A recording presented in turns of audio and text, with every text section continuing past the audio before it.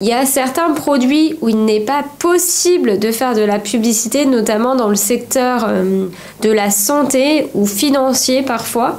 Et concernant tout ce qui est alcool, c'est très restreint, je dirais, en termes de mots-clés et en termes d'utilisation de mots-clés dans les annonces.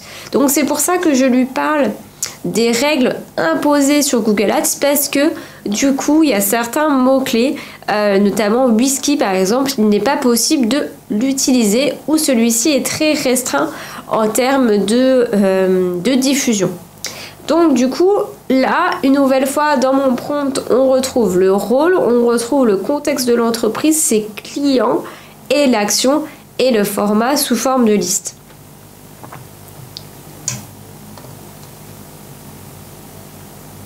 Donc là, il me fait une liste de réponses, donc là avec idées, cadeaux, accessoires pour amateurs, histoire du whisky, etc. etc. Sauf que, une nouvelle fois, ces mots-clés, ils correspondent pas forcément à l'idée que je m'en étais fait.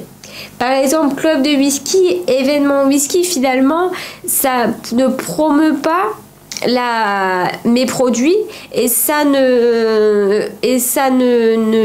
n'incite pas les gens à venir sur mon site internet.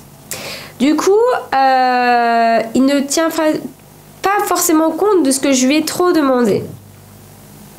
Une nouvelle fois, je lui redis: peux-tu me proposer 10 mots-clés qui respectent une nouvelle fois les règles de Google Ads sur la promotion de l'alcool, incite à l'achat en ligne, puisque les précédents mots-clés qu'il m'avait donnés n'incitaient pas forcément à l'achat en ligne, montre un savoir-faire de l'entreprise et des mots-clés peu concurrentiels, puisque je n'ai pas un gros budget pour Google Ads. Ça, c'est pareil. Si vous n'avez pas un gros budget pour Google Ads, n'hésitez pas à lui dire, puisque ChatGPT, il a quand même accès à des informations au niveau de la concurrence, et du coup, en lui disant que vous avez peu de budget, il va vous proposer des mots-clés qui sont peut-être moins utilisés par la concurrence et moins recherchés, mais qui vous coûteront beaucoup moins cher.